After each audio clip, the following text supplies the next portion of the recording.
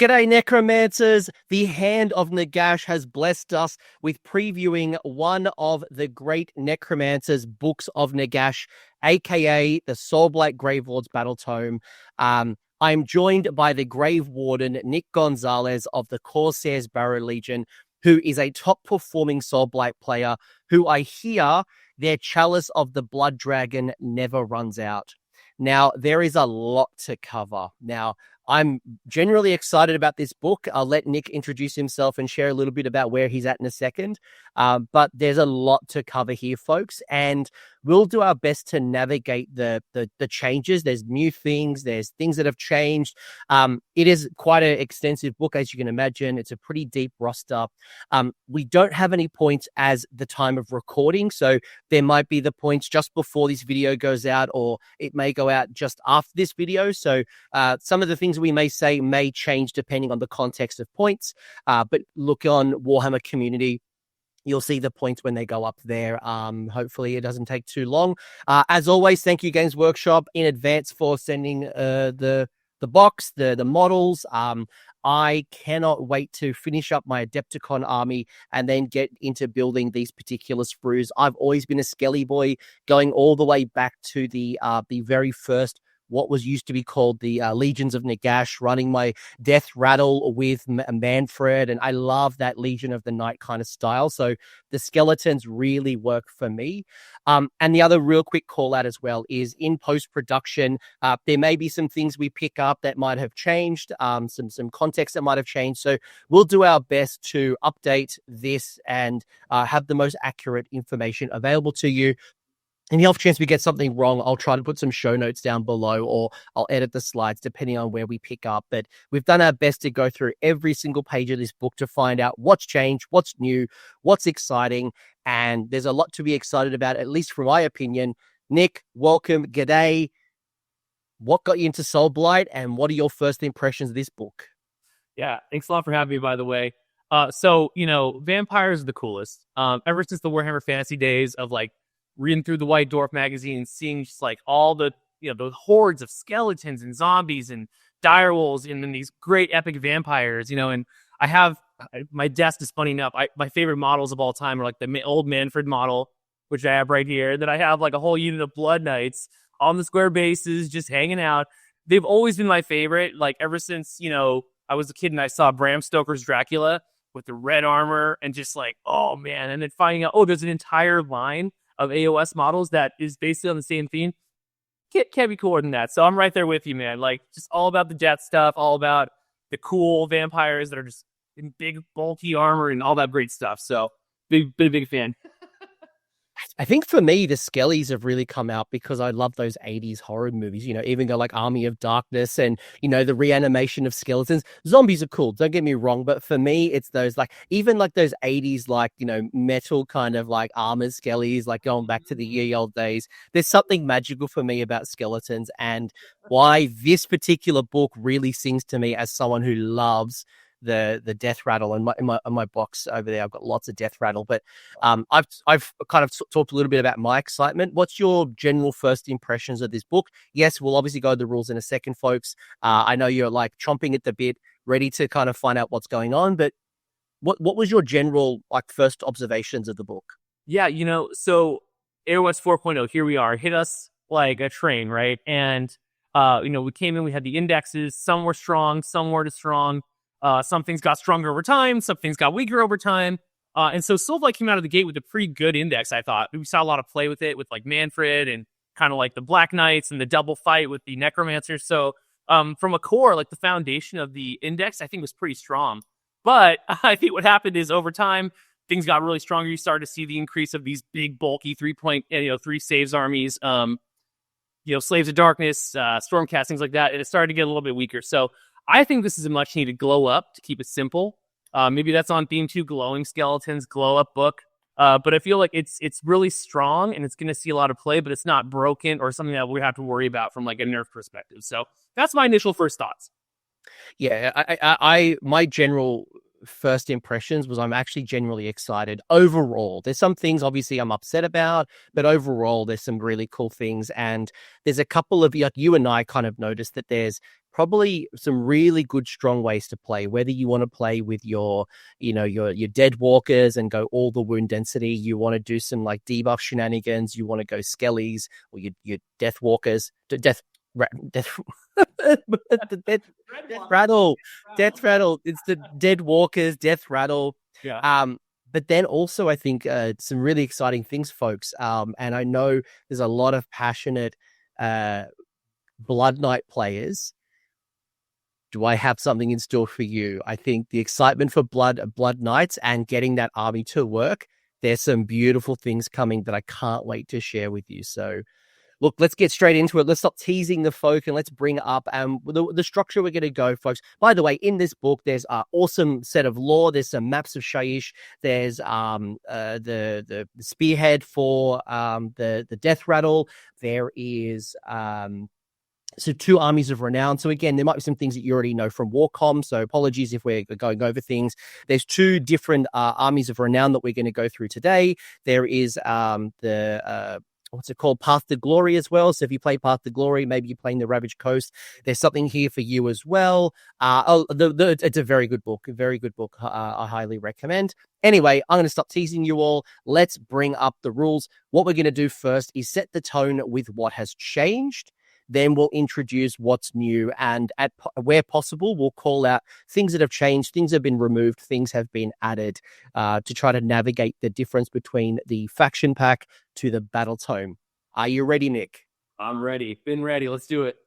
All right. This may or may not come as a surprise to people, depending on if Warcom has an article and if it goes out before or after this video. But first off, rest in peace. Things have changed. Things might not come as a surprise. Some things may come as a surprise. Let's go. Bloodseeker Palanquin is not in the book. That doesn't change the Mortis engine or the Coven Throne. The Coven Throne Mortis engine are still in the book. It is specifically the Bloodseeker Palanquin version. Kato, to no surprise, as an individual model is no longer available, but you now have the little warband that will show off in a soon enough. So feel free to obviously use your Kato in that with his friends. The one that kind of caught me by surprise, but also upon reflection, no surprise, given we have the new Draconith model, the Vampire Lord on Zombie Dragon, both varieties, as well as the Terrorgeist Unwritten, not in the book anymore. Don't know what that means for Flesh Eater Courts. Could be a Flesh Eater Courts exclusive. Don't know at this point, but just know that that is not in the book. Black Knights, no surprise, no longer in the book, but the Barrow Knights will obviously replace the Black Knights. Your Grave Guard, same thing. Your Barrow Guard will replace the Grave Guard. Then a few of these models from Curse City have disappeared. Not all of them, but the ones that were probably tied up in the box. So your Korsagi Guard, your Bloodborne, your Viercross Bloodborne, Gorslav, the Gravekeeper, Torgilius, the Watch Captain, and the Vascagi. They don't have a war scroll anymore. They've obviously probably moved to Legends based off what our understanding. Nick, any initial thoughts? Again, this might come as a surprise to some people. They might have already had the aftershock. There might be already a Warcom article before this, but yeah, I think that the Vampire Lord on Zombie Dragons, the generic, here out of the box, that's kind of unfortunate. From a lore perspective, that's like one of the coolest models to have your general be this big Journal Dragon. Obviously, you still have it to one extent or another, but I think that's the biggest surprise to me. I kind of saw the Cursed City stuff coming. There was a lot of bloat there. And quite frankly, Tom Blonde, wherever you are, the Birkos heroes, all that stuff from 2023, just tired of seeing that in general. So it's kind of a good thing that some of it's going away. But for the most part, I think it's pretty standard and straightforward, and not too surprised, not too disappointed, but feels good. Feels like a good trimming of the fat, if you will. Yeah, obviously losing any models in any collection is never a good thing. No one cheers for joy. Majority of them were probably no surprise. Again, the Vampire Lord on Zombie Dragon, the minute we saw a new Prince Vordry, I think we had a lot of questions on what would this mean. I guess the positive maybe out of it is it does put a spotlight on the Mortarks. It puts a spotlight on Nagash, the Mortarks, Lukavai, all of those big centerpiece unique heroes. So I'm a little sad to not be able to customize my Vlozda and set it free and do its thing, but it does put a new spotlight on your infantry, your troops, and then your unique heroes. So that's probably what I'll say at this particular point. Bloodseeker Pelican is a weird one. It was never a thing. Then it became a kit bash thing using the kit, and then it's not a thing. So I'm just happy that the Mortis Engine and the Coven Throne didn't disappear as well. They're still in the game. Agreed. Yeah, I have like a beautiful Coven Throne, and it is Coven Throne with the 3 vampires. So I'm really excited to see that happen. And maybe there's a way that they combine the rules or something. We'll dive into it more, but it feels good. Yeah. Spoiler, some of the rules did move into some of them. So yeah, like Nick knows this, folks. So some of the rules did move. Not all, but some. Not some. Yeah. So all right, we got that out of the way. It's now not a shock. We can get into the cool stuff. And that is first and foremost the other changes. So again, we've gone through every single set of rules. We've done the best possible to kind of unpick the book. We're going to explain what we've noticed. Some things we'll reserve for when we get to the slides, so ignore them. Some of the things we'll just call out immediately, and then we'll unpack a little. So let's go. First things first, there were some changes to the Endless Legion and the Rising Dead battle traits. You have gained a rule called the Ancient Burial Sites, which are all tied to the terrain piece. We'll pause on that. We'll get to it when we get there. We have had a minor change to Lash of the Sire heroic trait. There has been some changes in our artifact selection. So the Orb of Enchantment and the Voidstone Orb are both gone, removed. In its place, we have gained the Terminus Cloak. I always get that mixed up. Clock and the Amulet of Graves. Again, we'll get to them in due time. Spell lore, we've had a tweak to Vile Transference, a positive one, if I say so myself. Now we'll get to the units. So we might just do some basic commentary on this. Again, it's contextualized on who's running them and what the build is, but we'll go through some of the changes at a War Scroll level. The first off, and this is going to catch people off, so bear with me, folks. The White King on Skeletal Steed, as you now know it, is called a White Lord on Skeletal Steed. The new White Lord that is in this box is now the White King on Skeletal Steed. So basically, White King currently is White Lord. White King is new. Mm-hmm. Keep that in mind.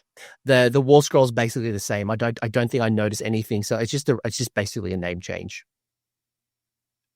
Just remember that. All right. Now let's talk about some of the War Scroll changes. The first and foremost, let's get after some of the shock. Van Hale's Dance Macabre is now costing you a command point. Nick, give me some just elevator thoughts on this one. Like aversion of risk is huge, and something happens on a 3-up that's really important. Sometimes, 66% of the time works every time. Now you just save your command point. So I kind of really like that. It's going to be a lot more, we're going to see a lot more builds with the Necromancer because of this change. Obviously, with that saved command point for that, we're going to see less command points for other stuff. You already need some for other things. So I felt like Soulblight was a little starved from that perspective anyways because of, bringing things back from the dead. So we'll see what happens. But that's my initial reaction is just thumbs up right there. Love to see it. It's interesting, though, because you're spending a command point on a 3-up. So if you roll a 1 or a 2, there's going to be a massive feel bads when you've spent a CP for nothing. So I didn't know that. Okay, so I thought it was just for free. So if it's a 3-up? No. You've sort of roll a dice on a 3-up the target can use to fight. Yeah, sorry. Just this again. I have the benefits of the book. Unfortunately, Nick's got to work off my notes here. It's still on a 3-up. So okay, well, I changed my entire opinion. Not great. If you have to hedge a 60% chance to even get that thing to go off, I think it's unfortunate. I mean, we'll see it. Maybe there'll be some nice to have moments. The Necromancer is very strong with the ward save and, staying alive. So, again, change my opinion on that one for sure. I will say, while that is that's potentially a negative, you will save a command point because the change in Deathless Legion that I refer to above no longer costs a command point. So that, and we'll get to that in a minute, but I'm just kind of highlighting that you are going to save one if you use a lot of Endless Legion. But if you're someone who uses a Necromancer, then you're going to spend a command point there. If you're not using a Necromancer, you've now got a free command point to spend somewhere else. Right. Exactly. Again, context here, depending on who you are, how you run your army, etc., etc. Next one is the Vengorian Lord. So Festering Feast is once per turn. At the end of any turn, if any damage points were allocated to the enemy units for these enemy units by this unit's attack, but it heals D3 to the end of the turn. When other friendly Soulblight monster wholly within 12, you can read. I can't at this point. It's pretty good. Like Vengorian Lord, it's cool to see him become more of a beat stick now, possibly with healing. And just giving monsters a heal has been something that was missing from the index. And it kind of has been missing since the 3.0 book too. Like the lack of the vampire keyword for like the zombie dragon and terrorgeist, things like that. How do you keep them alive? How do you keep them in the game over 5 turns? This really helps that. So I know paired with the spell he's got on the War Scroll, which hopefully is still the same. I believe it's a healing spell, and this inherently just happening, I think it's pretty strong. Yeah, unfortunately, obviously, our Terrorgeist and Vampire Lords are no longer in the list, so you will be able to heal your new Draconith. You will be able to heal some of the other monsters as well. So, there's some minor tweaks there for those people who use the Vengo Lord. Sekar, our snake friend. So it's minor wording. It's absolute minor wording. I don't think it's make a huge difference. I'm just calling it out for anyone who this is important. Definitely construct. So pick until the start of your next turn, while they are wholly within 6 inches of this unit. Friendly Soulblight Gravelords units cannot be picked to be the target of abilities used by the target of other than fight abilities. So it's a minor rewording. Yeah. Pretty good. Yeah, I think she's got some cool play, and I think that she, hopefully we see her more on the table. So what a cool model, really cool abilities. I just think that she hasn't had her chance to shine yet, so hopefully this kind of leans in that direction. We haven't seen too much of her on the table, but it's a minor word. It's not as drastic as like the Necromancer. Right. One that I'm really excited about, I think people are going to be excited about, is the Vampire Lord on foot. It's always been a bit of an annoyance to some players where that Sanguine Blur used to happen in the movement phase. Now it's triggering in the hero phase. What does that mean, Nick?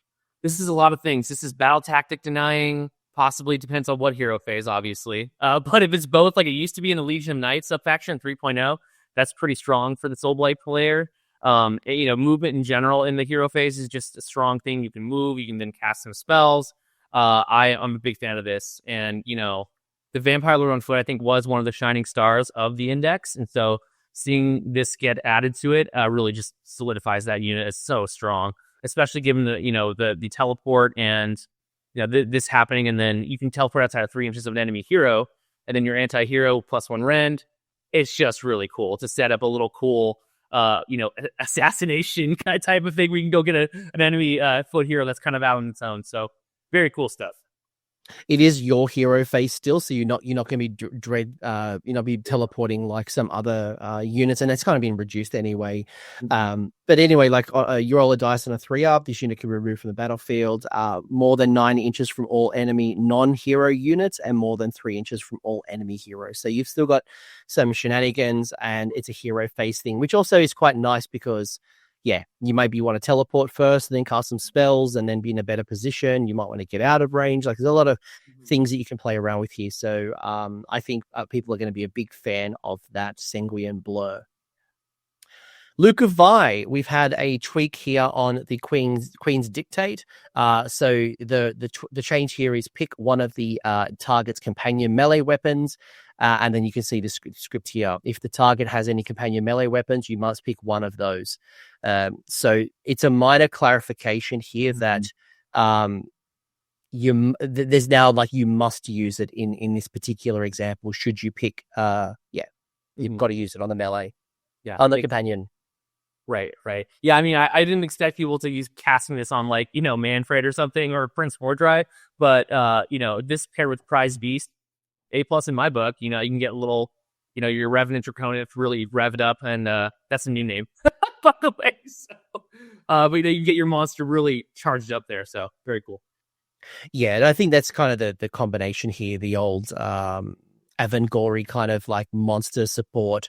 I think that's probably what they're trying to achieve here. So again, not a huge change, but it does close any shenanigan loopholes that may have been exploited in the past. Nothing really to a surprise here, where Radikar the Wolf and the Beast has removed the reference to the Viercross Bloodborne. No surprise. Same as Belladama, same deal. Removed to the reference to the Viercross first Bloodborne. Just not around, doesn't make any difference. The rules, from what I could see, didn't change other than just the references of who could be a target selection. Very cool. Don't really talk much about that one. Kritza with the Scurrying Retreat is now triggering on a 3+, where it used to be a 2+, so making it a little harder to yeet themselves out of combat. Yeah, I mean, that one, I think I'm going to a GT this weekend. This will obviously happen way after. But if this person at the GT hits that 2+ in a game, I'm going to be very happy for them. And what a cool little, I think he's like 70 points or something. And just having him run around right now on 2 up, it's like, okay. It's pretty cool. Clarification here, Nick, we have no idea. So don't right be... yeah. Right now he's 70 points, I think. But yeah, we don't know what's going to happen, but a 3 up still isn't bad. That can be debilitating for some armies if you're just, your artifact is poof's gone. It's pretty cool. Yeah, it's a great little hero if you have the points for it and you want to play around with it. Obviously, wonderful denier for battle tactics if someone's chosen something to go kill them or do the thing. But we legitimately, that's not a leak, legitimately have no idea how the points have changed. But I can't see it going up too much, or any actually not when it's making it a little harder. Right. Speaking of the Bloodseeker and some of the Bloodseeker Palanquin and some of the changes, you will notice that the rule of Promising Concoction has moved from the Bloodseeker Palanquin to the Coven Throne. I think that's the only migration of an ability. So now the Coven Throne has that rule. Now that the Bloodseeker is no longer around. Is that the rule? Is that the +1 attacks once per game, or what is that? Give me one quick second. Let me bring it up. Let me tell me how much I run these units. So this is a once per battle your combat phase. Yeah. Pick up to 3 friendly vampire units wholly within 12 inches to be the target. Add 1 to the attack characteristic of the target's melee weapons for the rest of the turn. That's a great rule, so I'm glad they've kept it in some manner. Yeah, it's pretty cool. I tested a couple games with it where I was running 20 Blood Knights, more dry. That I'm just making like a super aggro vampire only build, but it's so easy to shut down if you know how to stop them. So but it's exciting to see, hopefully the Coven Throne have more utility, and maybe you'll see again, a lot of this is I want to see more of this stuff on the table, at a GT or an RGT or a competitive event. So if this gets us there, that's fantastic. It's a great unit. Bring on the Coven Throne. The last one is the White King has gained. Now we're talking the White King on foot here, not the White King on steed or the White Lord on steed. We're talking White King. It has gained a rule called King of the Shambling Bones. So once per turn, your hero phase, pick a friendly death rattle unit that's within this unit's combat range to be the target. Roll a dice on a 3+. The target's melee weapons have crit 2 hits for the rest of the turn. Pretty cool. And I mean, granted, I'm hoping it keeps the same thing with you can tell me, but when you charge in and you're allowing Titans +1 to hit for friendly death rattle, wholly within 12. If that also happens with this, that's pretty strong. So you can really go in there and go nuke something. That way, it's pretty cool. There's some real offensive power now that can come out of the death rattle. And for those people like me who love their death rattle, again, there is an army of renown. So you can see the core rules versus the special rules and pick the flavor that you want. Mm-hmm. Nick, anything that you want to call out at this particular point, or should we get into the new stuff? I think this is great. Let's get into the new stuff. Cool. We know there's some changes, some good, some different context. Right. Now, you're probably going to bully me on my pronunciation here. So. I was worrying about this the entire time. How am I going to say this in front of you? The The Curse Sepulchre. Sepulchre is, according to the Annunciation apps that I have, shout out to them. This is what it does. Again, we don't know if it's out there or not, but this is the new terrain feature that's available for Soulblight. And we'll show you the setup rules in a second. But this is what you're going to get here. 4-up save, health characteristic of 8. And there's 2 key things here. One, probably in my opinion, the best one, is the Locus of Shaiish, which is each time a friendly Soulblight Gravelords wizard casts a summon spell from the manifestations of the grade, aka your manifestation lore, you can measure the range and visibility from this terrain feature instead. The other rule is the Leeching Soil, where each time a model, friend or enemy, is slain while it's within 9 inches of this terrain feature, the terrain will heal. Remembering you get 3 pieces of terrain from the Sepulchre. Any initial thoughts from your free piece of terrain? I am excited to test this out. When I think of terrain, I think about what happened to Sylvanet at the start of 4.0, where everyone was just charging trees and bashing those trees in, and how much I rely personally as a player on charging into terrain pieces to increase my movement and decrease my spread across the table. So with good comes potentially bad. I am excited to see it, but I'm just kind of like cautiously going, okay, this is something we have to play with very carefully. As a Soulblight player, your paper thin saves are hard enough as is sometimes, unless you really cast it well. So I'm excited to see how this plays into the actual overall list composition of everything. So yeah, and the terrain feature is going to have more interaction through the game, and if you lose one, there is a way to get it back. Again, we'll share more as we go through, but knowing that it's going to be able to play around with the ranges of your manifestations, and when we get to the manifestations, then we can talk a little more. But spoiler, I think they're pretty solid. Yeah. While we're talking about battle formations, so you'll notice that I have in red where things are removed. You notice the Endless Legion here no longer costs you a command point.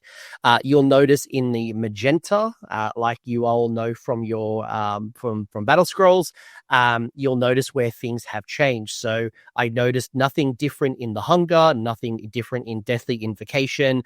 The Unquiet Dead hasn't changed, so everything today is still true. You can read it on here on the slide. A couple of tweaks here. You'll see that the Endless Legion not only has removed the requirement for a command point, there's now the option as well to be using within 6 inches of a cursed sepulchre. You'll notice on the Rising Dead, it's also got the reference to the Sepulchre, and it's also got a tweak here when it comes to bringing on units from the board edge. And then finally, you've actually got the rules on how you bring in the Ancient Burial Sites, which is a brand new rule with the Cursed Sepulchre. So basically, if there's a friendly sepulchre on the battlefield, so we deploy terrain as traditional almost, you put down your 1 piece of terrain, then you can set up an additional 2 cursed sepulchres on the battlefield. They must be more than 3 inches from all units, objectives, and other terrain features. The second one must be set up wholly outside enemy territory and more than 3 inches from all objectives. And then you'll notice that there's a designer note that talks about the steps. Step 1 is the Cursed Sepulchre as per the deploy terrain faction ability, which is a core rule. And then we go into the terrain in step 3 of the deployment phase, which means that, yeah, it's fascinating. It's pretty cool. The first 3 items on this list, the Hunger, Deathly Invocation, Unquiet Dead, are so strong. And that really was leading, keeping the index, going a little bit. So I'm really happy that all that stayed. I just want to shout out the index stuff that just resonates. It's just so strong. Having, Deathly Invocation going off in both hero phases is killer. It's so nice. So that's really great. And, the Rising Dead, that one is the most surprising one. We had grave sites in 3.0. You remember there was 4 points. It was up to you, so it was optional. You could put 4 points on the table. I think it was 2 in your deployment, 2 anywhere else, something like that. And now, and then in the index in 4.0, it turned into every terrain piece, which is also your enemy's terrain piece, which could happen. And now it's obviously table edge. So we're following more of the Flesh Eater Court style, table edge, wholly within 6, outside of 9, and then additionally having these these terrain pieces of our own to bring things around. So it'll be interesting. Placement's going to matter. Keeping them alive is going to matter. We're going to see some definite like big brain skill stuff here with these. Yeah, I think a quick call out here. So you're right. If you look at the current rules as per the faction pack, you've got to set up a unit wholly within 6 inches of a terrain feature and more than 9 inches. So if you are scrapping in the middle of the board and there's lots of bodies happening, maybe you're playing 2 horde factions, you actually might find it very hard to get that unit out because those terrain features are being dominated by units. So it is a change, but I think there's a couple of really nice get out clauses here. So while you can't use the terrain features, you can either bring things from the battlefield edges, which gives you at worst case scenario a nice way to get things in. And there's some very attractive rules that spoiler, Vampire Lord on Nightmare Steed, probably my favorite unit in this book, that is going to be able to do some really cool things for deep striking shenanigans. We'll get onto that very, very soon. So I think it gives you some get out things. But yes, for those people who might have been really aggressive in turn 1, turn 2 off the back of a terrain feature, that makes things a little harder for you. So again, pros and cons depending on your play style. Yeah, 100% agree with you there. Anything else you want to call out? Yeah, you said it. Some changes, but good things. So yeah. Yeah, there's not really a nerf here. There's nothing really negative. Again, the Endless Legion free command is now going to be countered by potentially Van Hales, depending on if you use a Necromancer. Right. Cool. Next things is the fact that the battle formations, this might be a really fast one, is the battle formations haven't changed. So I noticed no differences. So if you are going to be playing with your Death Rattle army set and you want to really lean into the book, obviously you've got the Death March, which is going to be great. There's probably going to be that could be supported, not it might be supported by maybe a vampire, so maybe Bacchanal of Blood will be good. Potentially Deathly Invocation will be good. If you bleed into like Dead Walkers as well, we've clearly still got the Death Stench Drove. But from a rules perspective, nothing has changed. Right. Yeah, these are pretty good. Again, like I think you're leaning toward Bacchanal of Blood is just really strong, especially given just the nature of how Soulblight works with such emphasis on the heroes and just kind of powering everything. So that's my favorite. These are all really cool. I haven't had much time to try any of them really out except for Bacchanal of Blood, but I've tried Death March out. It's really cool with formerly Black Knights, now Barrow Knights. So we'll see what that happens. But again, these are cool. But I really think +1 to cast outside of combat range, +1 to wound when you charge is just so good for vampires. Just really increases their next level. Yeah, considering you've got, Prince Vordry, and we'll get to new Vordry War Scroll, Manfred, Nephi, Vengo Lord, Luke of I. There's a lot of great vampire choices available. So, pretty cool.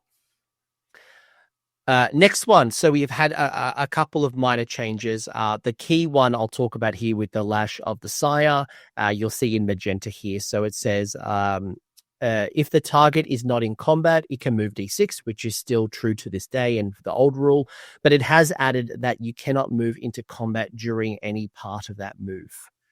Was this a rule that you were taking advantage of to try to death murder lust into units? Not at all, but I wish I did, because that would be amazing. I was using a lot of the Manfred redeploy into combat with like you said, the murder lust type thing. That's super strong. It still is. It will continue to be in this new book. But I have not been playing it like this, where you can do that in hero phase. So for me, I'm like, okay, cool. It's basically the same.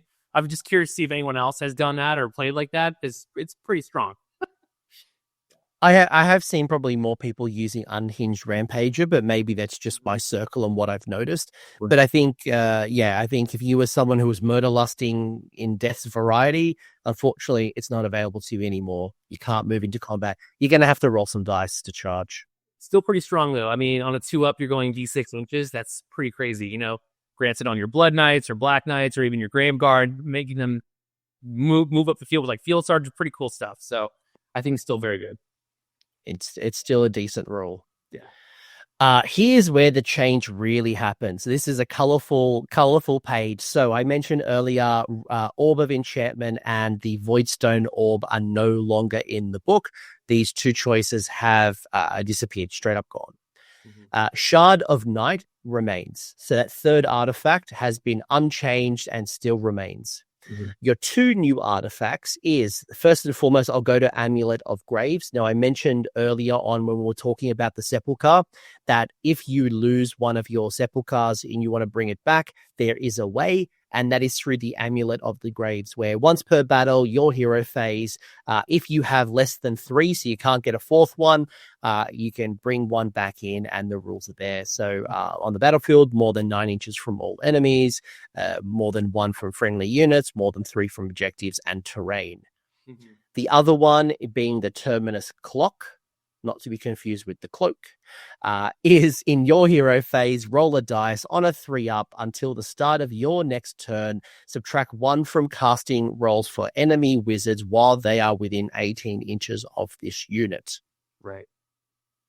Yep. Interesting. I think that was one from the 3.0 book, if I'm not mistaken also. It's very similar. I think 99% of the time you're going to take Amulet of Graves, to be honest with you, from a competitive standpoint, just because, I can see those are so important for your recursion. If one of them gets dropped, you're going to want to be able to place one back, such like, your Skaven players get a Gnaw hole back. It's just really nice having that flexibility. And, the Shard of Night is also really strong, but I feel like now the Vampire Lord on Zombie Dragon is gone, and you don't have that big hero who's a big target for things like long strikes. I don't think it really is going to be a big change. So that's my take. But they're all pretty. No, you're right. Like when I look at like the loss of the both of the orb varieties, I'm like, oh man, that Velozda, that beefed up Killy Velozda would be like, like I'm sad, but I don't have that anymore. And the Vampire Lord on scale, Nightmare Steed, is still a vampire, but it's not as killy as the Velozda. Right. Yeah. But I just talked a little bit about the value, and we'll get to the War Scroll. But right. like, if I want to really protect that hero, maybe the Shard of Night will be a great way to protect my my Vampire Lord on Nightmare Steed. Yeah. Equally, I love the Terminus Clock. Put that onto like a Coven Throne kind of Mortis engine. Yeah. That could be really good. Oh I yeah. I actually think all 3 of them are solid. It depends on your playstyle. I don't think there's a bad one there. No, I agree with you. They're all really strong, and it does. I was running the Orb of Enchantment all the time, which was so. I was running on my little Vampire Lord, just to have him like jump in and squeeze in somewhere and make something strike last. So it's unfortunate it's gone, but these are all very strong, and it's all matchup dependent. If the meta is shooty at the time, which one to pick. If there's a lot of wizards going on, the Terminus Clock is fantastic too. So I agree with you. They're all pretty strong. If I was starting Soulblight for the first time, I probably, like you, would go the Amulet of Graves. I think that's probably your standard one because the Sepulchres are only 8 wounds, so they'll probably be removed. Right. So if that's important to you and your play style and your recursion, and you don't want to be coming from the sides of the boards, then you probably want to start with the Amulet of the Graves. Yeah. But all 3 of them are good. Yeah. I definitely have PTSD from getting beat up all the time in SoCal. So that's why I think the Amulet of Graves is probably the strongest one, but there's different flavors here. There's different finesse, type situations. So yeah, agreed.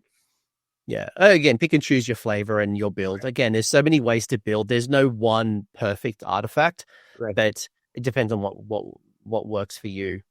Now, there was one change that I noticed on the spell lore, and I think this is a good one, folks, is that Vile Transference, you'll notice that text is removed.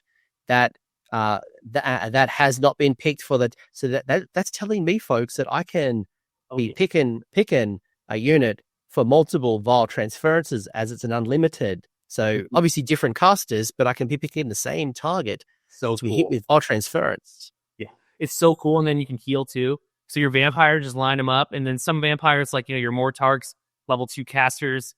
What's where you do with that second spell if you're playing against some hordes lists or something, like some Skaven, 40 clan rats in front of you. Bomb those 40 clan rats twice or 3 times even, heal up, and that's pretty cool.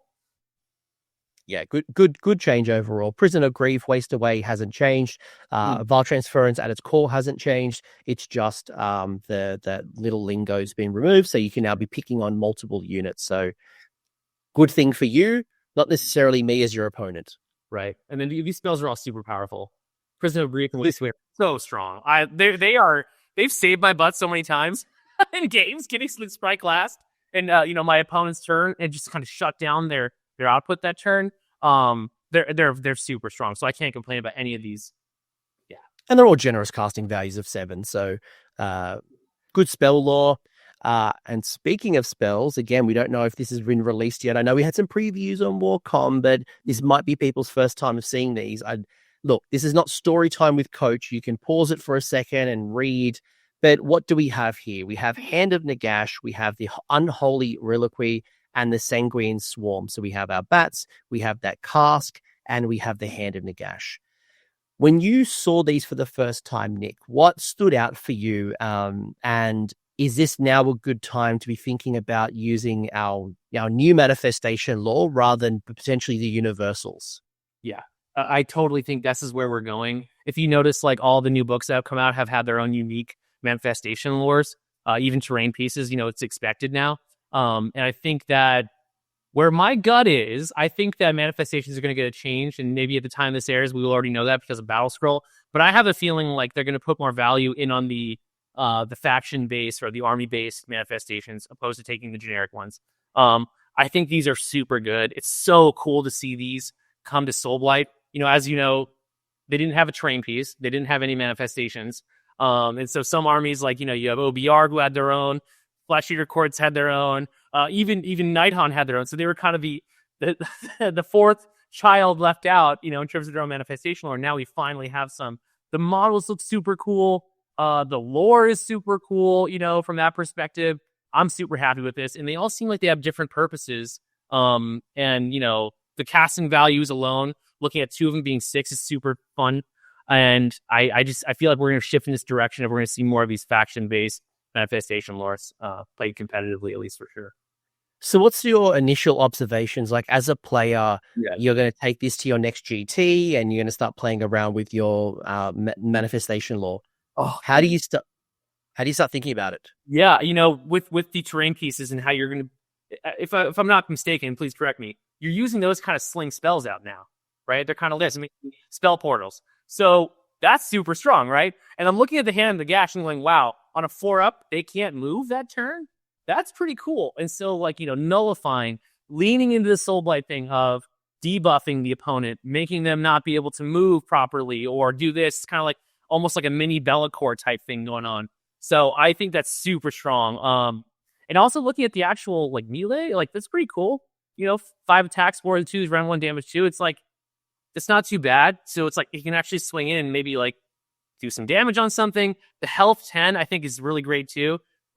That magic number, it's not 8, it's 10. I know it's only 2 wounds more, but that can actually sit there and take a hit and possibly last that combat phase, is my point. So I think it's pretty strong. I'm not sure how big the base is going to be. We'll have to get there, but look.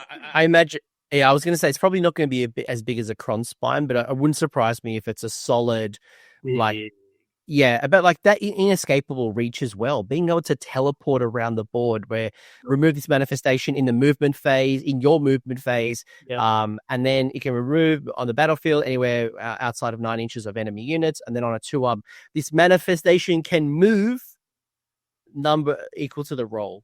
Yeah. So you could be outside of 9, hit that, that's so good. You could be a 6-inch charge. And, for shutting down, deep striking, or, coming in from somewhere. And, right now I primarily run Morbid. And sometimes I'll throw down, a big, footprint, like a Gravetide or Purple Sun if I feel cheeky enough. And that kind of shuts down people coming in within 9 inches of it, because it's one of the ones, the predatory ones, so they move. So you can't come within, you have to come outside of 9. This is super cool to do that. This acts as a mini battle tactic shutdown device, or screen off certain part of the board. Just the ability to be able to do this is pretty cool. So I know it's only your movement phase, but the point is you can set things up for future turns and things like that. So really great tech piece on top of the ability of Chilled Rasty. The reach, the inescapable reach, is probably the reason why you do want to take it for that alone.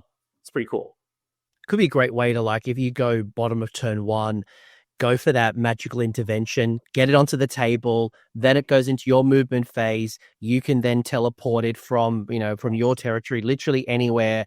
Hopefully you hit the 2 up, maybe you hit a 5 or a 6, then that 9 turns to 6, CSH charge with this hand, turning control score down to 1 and stopping any movement. Like it's crazy. It's crazy. But the crazy thing is, right, like I look at hand and it's delicious. Then I look over to Holy Reliquary, and I can add 1 to the attack characteristics of a melee weapon of a Soulblight Gravelords hero that's wholly within 12 inches of a manifestation. So I can now add +1 attack on something brutal like Prince V. Yeah, exactly. It's all profiles, right? It's companion too, if I'm reading correctly, or is it just the? It says melee weapons. I'm sure it's a clarification coming down right now. It just says melee weapons. So, yeah. I mean, it's pretty strong, especially with like damage 3 stuff going off. Like you're really juicing them up. Even the Vampire Lord on Steed, who we'll see later, but like that guy can come in and smash. So I'm a big fan of it. And also the model looks so cool. I'm determined it's Conrad von Karstein. Like it looks just like the model. I know it's not like from a lore perspective, but just like that red armor, it looks just like it, So, all right, I'm not going there. I'm not going there. And then Sanguine Swarm as well. By the way, like I'm a man who loves Krell. Bring back Krell. Oh yeah. You're a death rattle guy. That's what I'm learning about you. Right, man. I'm gonna speak your language. But yeah, that one's super strong too. I love the fact that it gets more as critical hit, it heals. That's super fun. That's just cool. So, we'll see. I think you've got a good set of manifestation lore, and one, especially when you add the Sepulchre and being able to measure the range from the Sepulchre, I can see this being a very popular selection. And again, like I probably could see all Death players grabbing it. I think maybe it's time to drop down the Purple Sun and drop some of the other unique universal ones. It's now time for yours. I'm ready to put that thing away. It's so great, and it has been great, but I'm ready for something new. So this will be really refreshing to bring some new stuff to the table. Speaking of something new, do we want to get to a model that deserved its own kit, that was always a kit bash model, that it deserves its own model? And by golly, did Prince V Vordry get a glow up?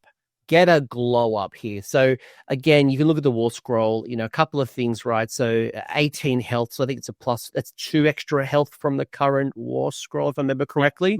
Some commonalities here. You still got the Saint of Slaughter, which I think is the same. I believe Quick Blood is still the same. And Trail of Crimson, if I'm not mistaken, is a new I'm just bringing up the rules in front of my app now. I'm pretty sure that the Trail of Crimson is a new rule. It used to be Snapping Jaws. So Snapping Jaws as a rule is now gone. It's similar. It's similar. This unit can make a pile-in move. Yeah, it's very similar. It used to be able to do the mortals, and now it's...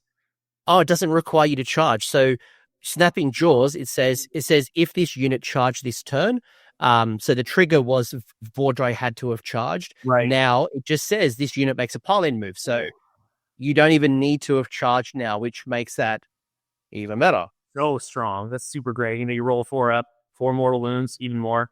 I'm a big fan of that.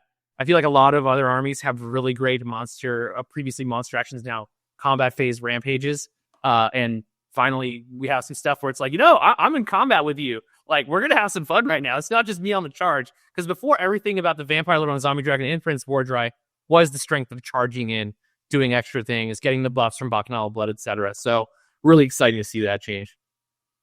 I'm just having a look, and it looks like most of the profile is still the same, like the claws, the claws, the maw, the blood lance.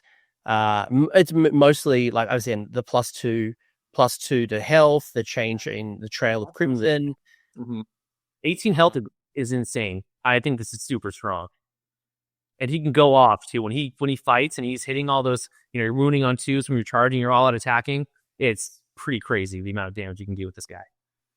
I'll be curious to see how many points Prince Vordry is going to be. But for those people who played up that souped up Vampire Lord on Zombie Dragon. I think this is going to take that place. And the great thing is it doesn't need to take up an artifact choice. It's a great looking model.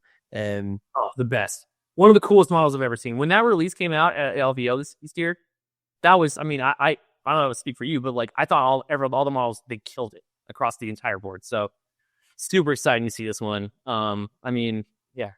How old is that old Vampire Lord and Zombie Dragon? That's like Warhammer Fantasy? 8th edition. I think I'm going to assume that came out in 8th edition. So right, yeah, we're looking at over 10 years old. So again, AoS terms, yeah. It's a great kit overall. When I saw this particular, and even the just the traditional Draconith, like I've always been wanting more beasts in Age of Sigmar. I'm like, there's so many great creatures in the various realms. Surely we can find some more things than just, Anyway, big fan, love it. Nerd out in the lore too. I think like it's like a Stormcast dragon or something that he's riding, and it's like it's really cool stuff. Love it. And if you are somebody who wants to play into Prince V and you love your Blood Knights, I don't know if I've mentioned this yet, but one of the Armies of Renown is the return of the Crimson Keep. So you get to play your Blood Knight build, and we'll get to the rules. I swear, they're in it. You'll see the timestamp. We are going to talk about it. Prince V gets a big thumbs up from me, and I think. Again, points dependent. Yes, like if it could be 900 points, then my tempers and my feedback is a little different. But we'll see how that goes. Speaking of the non-mounted variant, the Revenant Draconith has some commonality. So again, you see the profile. It's 16 health, so you don't get the +2 health that Prince V has. Something that I was a really big fan of. I love this Red Ruin ability. Because in the past, you always had the unridden zombie dragon who could come in from the sky and deep strike from deployment, right? You could always do that on the old zombie dragon. So the Revenant has kept that kind of ability. Yeah. But the Red Ruin brings in something unique where it's as a rampage, at the end of any turn, yours and mine, roll a dice on a 2+. You do some damage. You then heal. And you can remove from the battlefield and go back into reserve. So cool. It's so cool. You can just leave. That's so amazing. And then come back down, and like, that's amazing. Plus, and with the 2 extra health, I know the save went from a 4 up to a 5 up, but just having, I'd rather just have the 2 extra health, to be honest. It's crazy. That is such a cool ability. I didn't realize it was all 3 of them. I thought it was pick 1. But all 3, that's pretty strong. By the way, just actually you, both Terrorgeist and Zombie Dragon non-hero variety is a 5+ save currently, so it's actually kept the same save. So it is better. so it's because currently a Zombie Dragon is 14 wounds, so you've gained 2 wounds, you've kept the same save, right.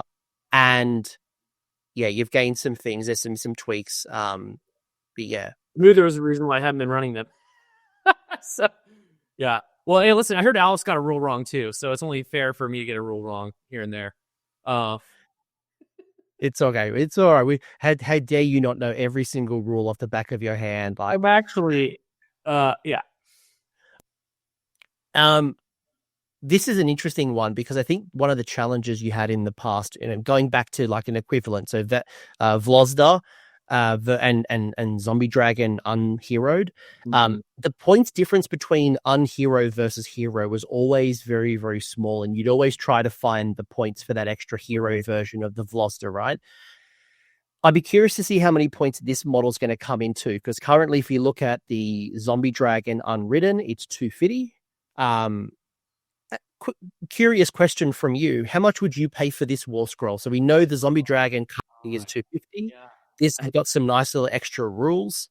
Yeah. Honestly, I don't know if I'd pay 250 for this, just because there's so much else that, and like just leaning into the Soulblight thing, you're gonna like this. Death Rattle is the way to go. And like coming back to life is really strong. And once these things unfortunately go down, these Revenant Draconiths and vampires, they go down for good forever. So I don't know if 250 would be worth it, but we'll see. With the new improvements to the Vengorian Lord and Lukavai. I think there's a really cool build where you have Lukavai running with like a Revenant Draconith now, and like having a little like little killy duo there. That could be really fun to see. But yeah, we'll see. I mean, I would love to try this model out. It seems pretty good, but I'm not sure. Yeah, I'm going to predict 250, 300. Like, I'm looking at Vengo Lord's 250, Lukavai's 270. Currently. They were super high, and they went lower. Yeah. So I can't see this being any lower than 250. I'd be surprised if it was lower than 250. Like, I'm tempering expectations. I'm tempering expectations, but I think to your point, like, if you're someone who's running Death Rattle or Dead Walkers, or you're running Blood Knights, right? So you need to find. But I think, and by the way, if anyone's looking at this going, oh, I play Ossiarch Bone Reapers or Flesh Eater Courts, and they mentioned that yes, this absolutely is a regiment of renown. And if you've listened to this particular point, I'll share with you that your Regiment of Renowned ability, not Soulblight, Regiment of Renown, is it will also heal once per turn 3 health in the hero phase. So should you take it into Flesh Eater Courts, Ossiarch Bone Reapers, or Nighthaunt? Right. It's pretty cool. Let's see how much points is. I think it's a sick model. At minimum, you don't print ball dry. The Avangori thing too, like bringing back that old kind of like build where it's like just Monster Mash in Soulblight, that'd be pretty cool. It's not bad, but we'll see. I think this one's gonna be points dependent. Right, 100%. We never really see a lot of Terrorgeist and Zombie Dragons by themselves anyway. So, and there hasn't been a lot of rules to suggest that you should add them now for whatever reason. Right. Next up is Kato, and he's brought some friends. It's a Kato party. So, this is an interesting one. Again, points dependent. See how we go. But we've got now 3 models. You're going to get Kato. I'm not even going to pronounce the other 2. Aurelius. No, just insert names here. I did my part with the Sepulchre. Like, give me some credit. I'm at yeah. Each of the 3 units do a thing. So almost like the Gobapalooza or any of those other type of things, right? You've got or even like the Cities of Sigmar Command Corp. You know, there's that one model, it does the thing, this thing does the thing. Clearly you want to keep Kato around. Kato is the power source of this. Any initial opinions on the Blades of the Hollow King? You know, not to harp on points, but we'll see what the points are, obviously. I think Kato is a fan favorite. One of the coolest models. The abilities were super fun to pick between the 3. I think it was like +1 to cast, +2 to move, 12-inch movements, and something else. The crit mortals, right? So it's kind of cool to see all that baked into it. But, you know, I am just curious to see the points and, you know, how much synergy this has with the rest of the army. It's cool that you can get -1 to wound for Death Rattle. That's pretty strong. It's a spell, though. But I can see people running these as a little pack, you know, just to kind of support a unit or go cap an objective, things like you were saying, the way that people playing Command Core or other units similar today. So, and that'll play nicely into the Backnell of Blood too. Like, you know, getting +1 to cast rolls really brings it to a 6. You know, if you're running a whole bunch of vampire stuff, we just talked about the strengths of the manifestations. Am I going to let Retribution or Salvation go through? Probably. I want to stop that Hand of Nagash. I want to stop, you know, Neferata's little ethereal spell. I guess so many spells I want to stop. This one might get slid to the keeper, but getting some blocks of Death Rattle or Dead Walkers, getting -1 to attack them or to wound them. Sorry, like they're grindy as it is, right? Now we make them more grindy. Oh yeah, and like, you know, I hope you'll be like the build that I'm currently doing, and when this book comes out, I'll be doing similar, is the Grave Guard, now Barrow Guard. They're so strong with that 5-up ward from the foot hero, like, and then having this too, just like it's fantastic. So again, I don't know if this is gonna be a nice to have thing, if it's like points, if you got like an extra 210 or 230 points, whatever, but we'll see. But I'm really interested in seeing this. Also, the models are interesting. I think some people don't like the models. I think they're kind of cool. But I'm curious to see how big the bases are too. I really like the models. I would just personally keep old Kato. I'd just bring my old Kato in personally. Yeah. You can definitely do that. Yeah. I will say as well, like, just point out a particular set of rules there. The center one, Aurelius, do check out that last bullet point. Each time a casting roll is made for this unit, you can re-roll one of the dice. So if you're in the Bacchanal of Blood getting +1 to your cast, you can now re-roll it. Yep. This is basically an auto guarantee. This is as close to a guarantee other than playing Tzeentch you can possibly get. So pretty strong. And it could be random Nagash too. Like you just want to have this unit casted if you want that out. So might just bring it just for that alone, like you said. Yeah, points dependent, but I think someone who's running Deadwalkers and or Death Rattle, I can see a place for them, just points dependent. And 5-up board. Pretty cool. Absolutely. Yeah, it's a good little set of rules. Yeah. Now, Nick, are you ready to talk about my favorite unit in this? This is my favorite too, so let's do it. Sold. Let's talk the Vampire Lord on Nightmare Speed. As my hero Borat would say, whoa, we were. Because look at that orange box. So, first and foremost, profile is pretty solid. It's a Vampire Lord on a horse. It's a good profile. Not Vlozdar, better than Vampire on foot. It's a good profile. 5s, 3/3s, 2 Ren 2 for 2. +1 damage on the charge. Really nice. 3-up save, 7 health, 12 move 12. That's good. Mm-hmm. But why we take it, look, first and foremost, that strike at the heart is also good. +1 Ren characteristic on the Templar weapons of Blood Knights. That's good. But the secret sauce, now I'm going to read this out, Nick, and you're going to explain to me why we love this, why we both think this is our #1 unit. So, for Glory for Blood, it is a reaction for a declared charge ability for this unit. Ready time for this. Effect. You can reroll the charge roll for that charge ability.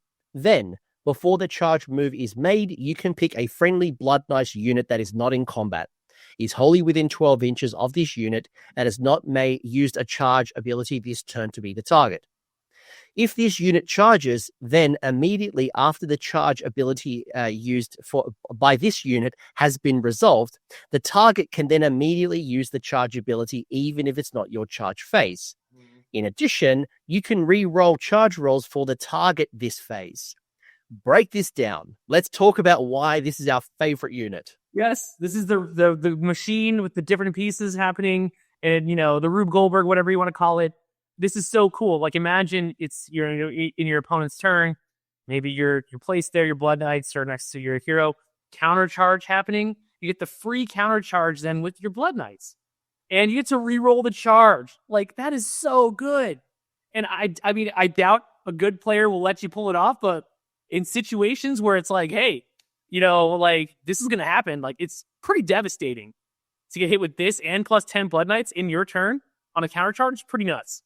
So even your turn though too, like having the reroll charges, reroll 1 dice is extremely strong. So I mean this is amazing, and also we'll see this in the Army of Renown later, how this is amazing as well in that. So I mean I'm pretty speechless about it, to be honest. So fast forwarding a little for a second, if you play Crimson Keep, which is the Prince Vordry build Blood Knight heavy focus, anyone who played Crimson Keep in the past will know, one of the things that you could do is come from reserve on the sides of the board. One of the challenges being outside of 9, that can be a very difficult charge, especially if you're deep striking. But this is going to bring so much consistency, and Blood Knights, I think Blood Knight players have wanted something like this, I think, to be able to get more consistency. And by the way, another little spoiler, there's a way to get a 3d6 charge, but we won't ruin Christmas for you. But like there's some Blood Knight players, and that's what I said, like if you're a Blood Knight player, you're about to get excited. And the great thing is, if you are a Death Rattle player, there's also really good rules. Yeah. Less so for Deadwalkers. They didn't get a lot of glow ups. They also didn't get a lot of nerfs. But there's a lot of good little ways to play around this. Again, points dependent, but I would definitely start a list with this if I was going to play with Blood Knights. And just to remind you, like this is now where your Vampire Lord on Zombie Dragon generic might have been. You can have now this guy who can come in and do lots of cool stuff. So thinking about the artifacts and heroic traits and all that great stuff, on top of all the synergy it has with Blood Knights. And you said it right. Blood Knight players have been waiting for this for so long. Blood Knights are such a cool model. I feel like for the longest time they've been, I don't want to say punished. I've only been playing since 2022, but I assume they used to be really good at one point. And so I feel like we've been kind of crawling back and just having this synergy that's additional. Because like right now, like Neferata is probably the biggest thing that synergizes with Blood Knights because of the unrendable save. But having this too is just it blows up the possibilities. So super. Yeah, maybe you are, because I remember going back to first edition. One of my friends who's obsessed with Blood Knights, you know who you are. Edition 1, even Edition 2, I'm pretty sure the banner that they used to have would allow them to bring back a model or 2 models. So you'd run all these Blood Knights, then retreat them out of combat, heal them back up, and then charge a different unit in, and you just like rinse and repeat. And the Blood Knight strategy was really tough back then, but I think this is even tougher, especially with the Crimson Keep. But even if you're not playing Crimson Keep, I think now Blood Knights in partnership with his Vampire Lord on Nightmare Steed, again, we don't have the pitch battle profiles. I don't know what can go into the regiments. I don't know if this might not even be a regiment option. Maybe this unit can go into a Neferata, Manfred, Wardry. Like we don't know. We do not know at this point. That great hero, yeah, legitimate great hero. As long as it's not points appointed too high. Yeah, agreed. Favorite war scroll. Me too. So good. And wizard, don't forget. Woo! Wizard, 3-up say. 3-up say. Having a hero on like a mounted hero is something we don't see a lot of in Age of Sigmar, I feel like. Maybe it's more of a Warhammer Fantasy thing, so it's just cool to see it coming now. Very like love it a lot. It's going to be a popular model. It's going to be a really popular model. So this is our new White King on Skeletal Steed. Reminder, the current White King on Skeletal Steed is now known as a White Lord on Skeletal Steed. This is now the new White King on Skeletal Steed, which is currently in the box. Mm-hmm. Right. Disclaimer. A couple of cool things here. You can see the War Scroll. You can see the wounds characteristic, 8 health, 3-up save, move 10. King's Relic weapon is nice. Charge +1 damage, crit mortals, 5 attacks, force 3s, Ren 1 for 2. But you're not taking them for the weapon profile. You're taking them for their abilities. One being a Mortal Conqueror. So in your hero phase, pick an objective or a terrain feature within enemy territory.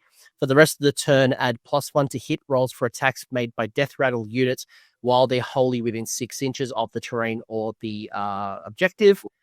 And then you've got the Ancient Barrow Curse. And this is the one that I love. If an attack made by this unit's King's Relic weapon scores a crit hit, the target becomes cursed for the rest of the battle. Subtract 1 from save rolls for the cursed unit. Designer's note, multiple enemy units can only become cursed, so it doesn't stack. You can obviously do it to multiple units, but you can't stack it with multiple, because it's not a unique hero. So you can take multiple White Kings. It just doesn't stack. So you can't go -2, -3. You get the point. That is super cool. And this with the new Barrow Knights scroll, which we'll see in a little bit. I love this guy. He's coming in hot. Like, I love the point across the map and go, that thing is mine. I'm going to go grab that objective or that terrain piece and getting buffs for Death Rattle. Because Death Rattle already, I think most of them, at least the Barrow Knights, I believe, hit on the 4s. And so getting +1 to hit is fantastic. With the crit mortals, I mean, especially when you charge in. So this is a fantastic one. So we'll bring it over. We might as well talk about it. Well, because it's all in partnership, right? So all synergistic for the unit for sure. It's all, and don't forget, if you take the Death March battle formation, you're now adding +1 Ren characteristic on the charge. So if we go back for a second, yes, if you go back, you've got your +1 to hit from the Immortal Conquerors. You can get +1 rend on the charge. Mm-hmm. By the way, you then can get crit mortals. By the way, that's changed. So it used to be on Black Knights, you needed to charge to get both crit mortals and charge +1. Now the crit mortals is unconditional. So you don't even need to charge. You get to keep that. Because I actually played a whole bunch of Black Knights the other weekend, and when they don't charge, they hit like a wet noodle. Obviously, on the charge, they're great. At least this is going to give you more combat and more power. But Nick, that purple box, I saw that. I couldn't believe my eyes. This is the box to rule all boxes. This is the one. Return 1 slain model to this unit at the end of any turn. Not yours, not mine, both of ours. Pretty cool. that with Deathly Invocation, where you're bringing back a model in the hero phase, and that's 2 models a turn, both turns. I don't know. And, for 3 wounds on a 4-up save, that's pretty tanky as is. This unit rules. I don't know what else to say. Like, it's going to be amazing. And then, the green box, too. Can we talk about that? No, I was going to let you finish what you were going to say. Then I was going to say also... This is crazy. Yeah, go for it. I mean, this is... The green box, so basically you get a bodyguard rule here. So while there's friendly Death Rattle cavalry heroes, so we know White King on Steed and White Lord on Steed, if they're within combat range, both this unit and that unit have a 5-up ward. Yes. What? This is amazing. It's like the Grave Guard, now Barrow Guard, on horses. It's like the same. We're in crit mortals. When we don't charge, we're getting the 5-up ward. It's so cool to see the love spread to this unit, too. The Black Knights were amazing at first when they came out. I think a lot of people were running them. But like you said, they run out of gas if they don't charge. They hit like a wet noodle. How do you get that sustain going if you're stuck in combat grinding it out? And now this really adds that sustain and staying power. So pretty cool. Pretty happy with this. I'm just thinking about a reinforced unit of Barrow Knights that are returning 1 slain model, 3 save, 5-up ward. That is, we're talking Nurgle numbers here at this point. Yeah. Like, this is some serious durability. Yeah. And then we'll get to the other Army of Renown, which is the Barrow Knight version. And there's some other things to help you around and keep you more durable. But if you're someone who's thinking about your Death Rattle, or you're enticed by Death Rattle, or if you're looking for some variety, the Barrow Knights that come in this box, this is a good war scroll. It's very good. And if you have a reinforced unit, it comes back at half strength. 5 of these guys can still do a lot of work. And, it's pretty good. That's a scary proposition when you remember that, yes, they are also Death Rattle. Yeah. And they can come back through Endless Legion for free now.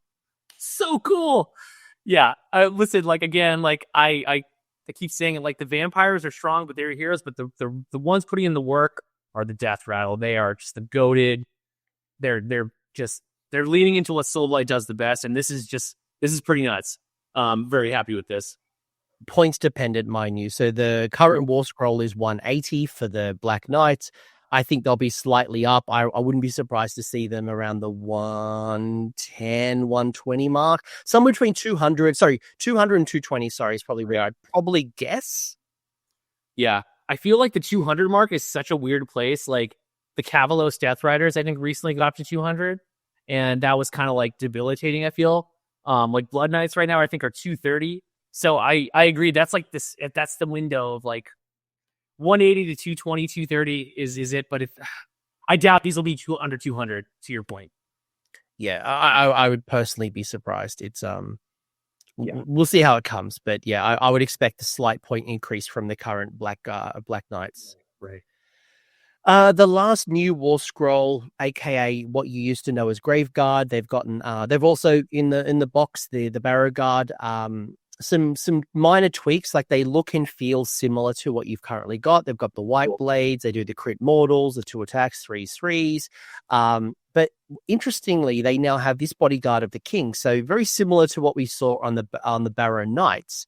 But these now protect infantry heroes. So, and it's not Death Rattle. So unlike the Barrow Knights, who have to be a Death Rattle cavalry hero, this is Soulblight Gravelords infantry hero. So you can protect your Necromancer, you can protect your Vampire Lord, you can protect your White King on foot.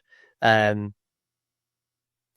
strong. This is the bread and butter, I think, of the Soulblight. I'm running right now currently 40 Grave Guard and some 3-foot heroes, and just having those 5-up wards be present, and you're just all right. And this is such a grindy unit. The fact that they have crit mortals is pretty strong. And if you're stuck in combat with them, it's not good for you. And I know they went up, their base size went from 25, I think, to 28.5. I'm not sure. You have the box to confirm, but I'd have to open it up. I'm pretty sure we're going up. Yeah. So, and, obviously, there's going to be less models in combat range, but I got to say, I can't complain about this. Also, the models look so cool. Look at that glow up. Look at those guys. Like the old ones were so. Speaking of old models, these look amazing. So I can't wait to get a couple boxes, honestly, and paint them up, and it's gonna look really cool on the table. That's all from like a new unit perspective. Yep. And we do have the Armies of Renown, so we'll talk more about this, but maybe we'll just bookend this for now. We've obviously gone through a lot of information in a short period of time. Points, erratas, there's things that we're going to have questions about. Points, again, are going to determine if we love something, or maybe it just needs to sit on the shelf just a little longer. And not that points should determine that, but it provides context of like, right, okay, I'm going to build, that 10 block of Black Knights. Then I add, the Barrow Knights. Then add the White King. All of a sudden, that package might be 700. Then you start thinking about like all the maths start coming in. But I think we're starting to see a couple of really good builds, and then you add a Mortark, you add in a Vordry, you add in like this. There's so many great little pieces you can move around to build your thing. Mm-hmm. But Nick, before we get into the Armies of Renown, is there anything that you'd share at this point? I just think that overall, this again, like I hope that this is coming off as like a strong book, and not broken. I think my biggest fear always is like something comes out of the gates way too strong, and you see it get nerfed. But I feel like this truly has got a lot of fun stuff, and it's got a lot of strength to it too. So really excited to see this come to life, and to see all the different builds that people make out there, and people discovering, the cool jank out there, and it's gonna be really fun. So. Yeah, I don't look at this and think, oh my gosh, there's some crazy rule that is, totally broken, and in 3 months' time they're going to rein it in. To me, this feels like a well-balanced book. Yes, as I mentioned, Deathwalker's got no love. So if you're a fan of your direwolves and your zombies and your corpse cart, you can still play that. Nothing has changed either from its strength, or it hasn't been reined in really. But there might be like if you want to play that, play all the doggos, go, you do you.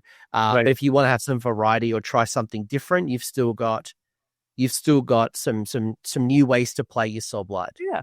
Sometimes you need to go to an RTT and bring 120 dogs in Death Stench Grove and just have fun.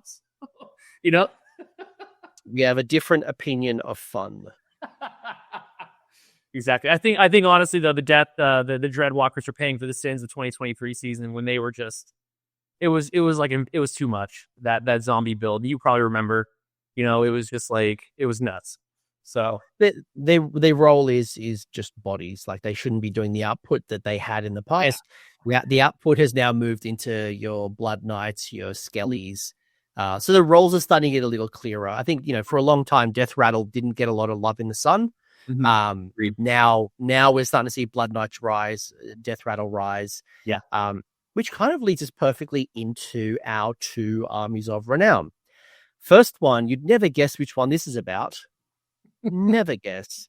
This is the Knights of the Crimson Keep. So for folks who are unfamiliar with Armies of Renown, very high level, you trade off your faction abilities. So the artifacts, the heroic traits, the rules that we showed very early on, that you do not get them. You're trading them in for these set of rules. Now, in order to do that, you must adhere to the roster build. So in the Knights of the Crimson Keep, you must have Prince Vordry, and it must be your general.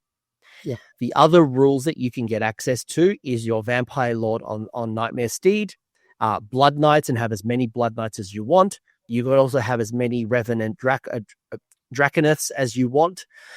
You cannot include any regiments of renown or faction terrain. So you do trade out your Sepulchre. You also trade off your manifestations, but you do get to keep the Unholy Reliquary. So you don't get the Hand of Nagash. You don't get the Sanguine Swarm. Yeah, you get the Vampire one, and so it's cool. Plus, correct. So just like this is what your trade options are. So I'm trading this out. Nick, is this worth the deal? Let's have a look. So very high level, then you can tell me what you're thinking. Crimson Keep rule. So basically you can put units into the Crimson Keep. Basically you're putting them into reserve. from a quarter unseen, you can then, in your movement phase, put them onto the table. It is a once per battle ability, though, so you drop them down all at the same time. Outside of 9, battle edge, yada yada. You can read it. So basically, yeah. Interesting thing though is this carve a bloody path, and you will notice it's referred to in from an unquartered scene. So you see the little thing there says, if you use this ability in the third or subsequent battle round, do not spend a command point when using carve a bloody path. What is carve for a bloody path? For 1 command point in your charge phase, pick a friendly Blood Knight unit that is in combat to use this ability. That unit can use a charge ability even though it is in combat, and even if it is used a charge ability this turn. So it's like that basically it's like a glorified power through. Like, let's just simplify that. It's like a power through in charge, but you can go in and, like the old rule, you can like pass through things and go smash something else. It's super cool. And like, if you're stuck somewhere you don't want to be, you don't have to be there anymore. And as you know, Blood Knights on the charge get +1 rend, I believe. It's a +1 damage. I think it's +1 damage. Let me have a quick look. Give me quick. Blood Knights on the charge, they get +1 damage, and they're obviously also anti infantries. Yeah, so you want them charging as much as possible. Obviously, same with the mortal wound output they have. So this is super strong. I wonder if there's some crazy jank here with the Vampire Lord on Nightmare Steed and this ability. So, can you countercharge out of combat? I don't know. Because it says... No, because this is your charge phase. This is your charge. Okay, got it. Yeah. This is your charge phase. So you wouldn't be able to do that. Right. But what it does allow you to do is, set some units into the Crimson Keep. Then you have some things come down, potentially if you want to tap into the Crimson Keep, or you deploy on the table. We'll get to the spells and abilities in a second, and I'll get your opinions first on this page. Yeah. There's one final rule that we haven't talked about, and I love this. It's the Blood Rampage. Surprise the Sentry, it's a rampage. Once per turn, any combat phase, yours and mine, pick a friendly Crimson Keep monster that is in combat. So really, it's Prince Vordry, and the Draconith. So let's not use the rampage. This unit can make a move of 2d6. It must end that move in combat with the target unit, then roll a dice and you slay a model. And then after this unit has resolved, it can't use another rampage. So you can basically get some more movement shenanigans. You can kind of see a theme coming out of Carve a Bloody Path and Blood Rampage. All right. I've talked enough. What are your thoughts? No, totally. I mean, this was a lot to go over, and I'm actually surprised at the amount of rules. And we'll see, obviously, in the next page, all the different stuff you can take in terms of spells and, all like heroic traits and whatnot. But, this feels good. This feels like you can run an army of Blood Knights and Vordry and have all your stuff and have your shenanigans. And, even Blood Rampage, having the 2d6, again, I'm just a big fan of we have rampages that matter as a Soulblight player. And so with Vordry, he can do his other rampage as well. Where you're putting mortal wounds in on 4 up, and then you also have this one that's on the war scroll. So it's just so many opportunities for you to really do a lot of damage. Imagine you're doing this around a unit of Croxagore and you roll a 6 or whatever it is, and you have 5 wounds, or I don't know if there's 6 now, but whatever it is. My point is, Baron Guard, your cavalry, you're hitting a 5 on that roll or a 6, and you're picking up a model pretty strong. So love it. And also just the 2d6 move, it's again some of the stuff that's really strong right now is like Dalthanos doing that, your monster trucks. So it's cool to see a little bit of that love spread to Soulblight now in terms of the monster actions and rampages. So basically, first off, I love all these rules. They feel Crimson Keep. I got to play into Crimson Keep a lot in previous editions, so this feels like Crimson Keep.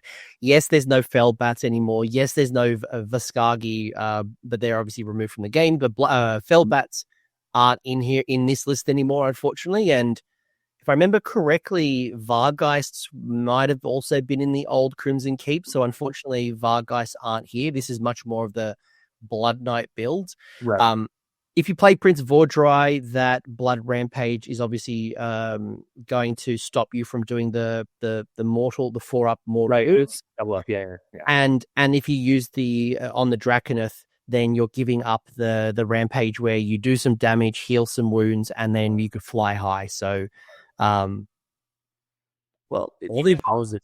Yeah, I mean, if you need to get there, what if you get a charge in and you don't quite hit the far charge? Go tag that thing in the back, So it's pretty cool. You don't have a lot of models in this army, so being able to manipulate the board and being able to get into what you really want to kill for Blood Knights, and that's where Carve a Bloody Path, Blood Rampage, even being able to pick parts of the board for the Crimson Keep is going to help you. It's going to help you. You're going to play a little bit like Beasts of Chaos almost, where taking the of the board and coming from wherever you want to strike. Then you add some of this stuff, which is going to be, so there's a heroic trait that allows you in any combat phase, this unit gets these D3 martial prowess tokens. And the martial prowess tokens can either re-roll a hit roll, a wound roll, or a save roll. Then at the start of the next turn, you go back and you roll a dice again. So kind of a little OBR to a degree. You've got one artifact, which is the Chalice of the Dragon Blood, which is a once per battle heal 3d3. So which will be on your Vampire Lord on Nightmare Steed. But then the magic secret source comes in from this spell lore. I saw this spell lore and I just drooled because look at Deathly Gale.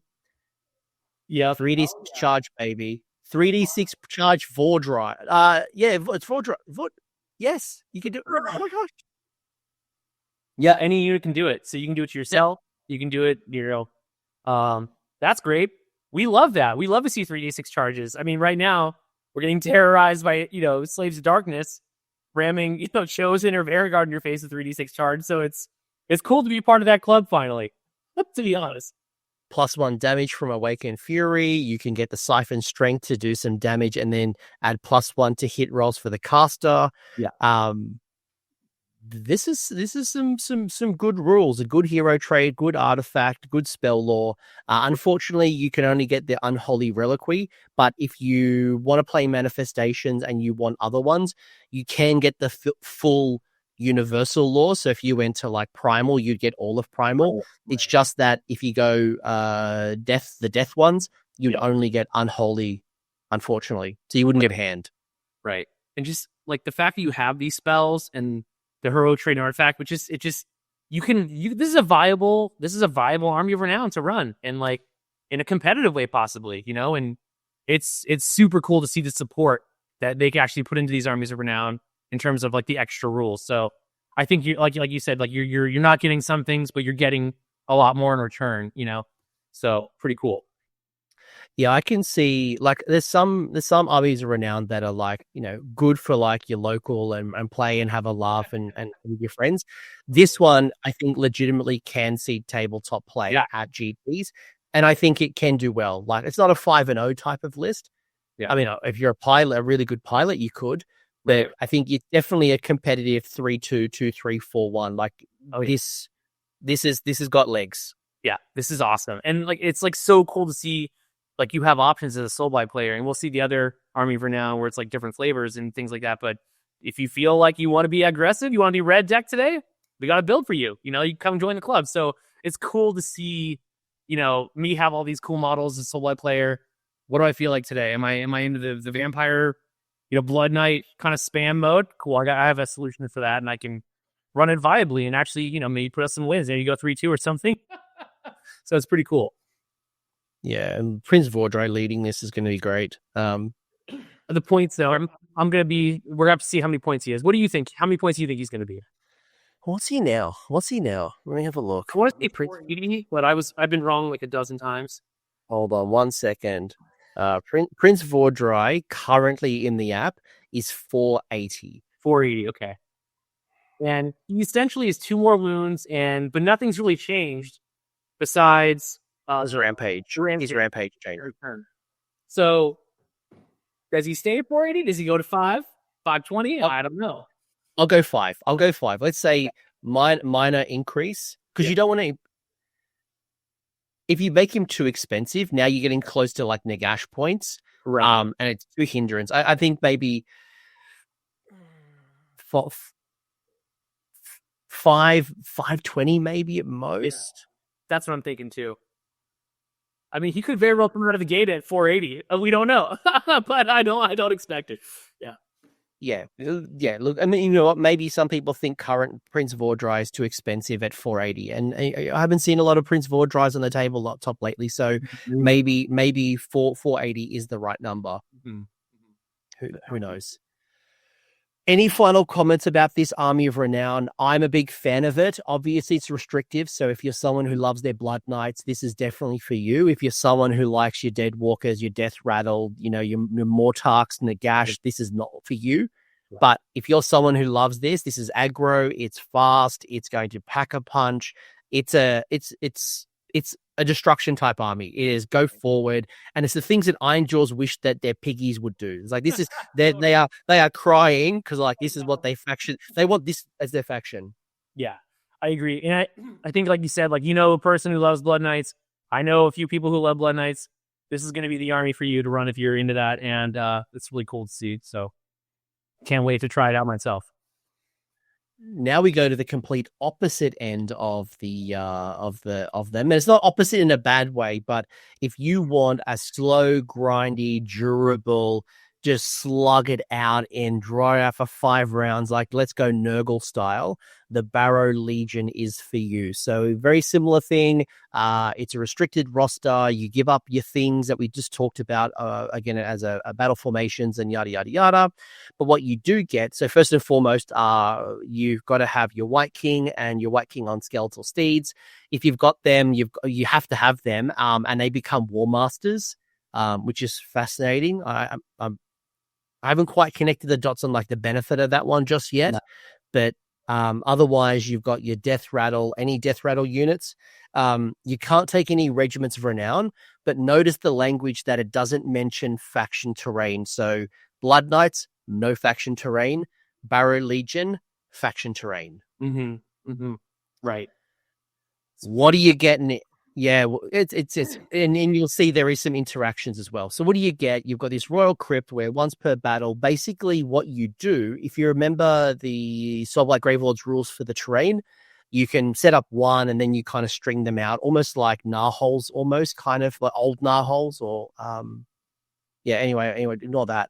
That's a bad reference that actually doesn't make sense in my head.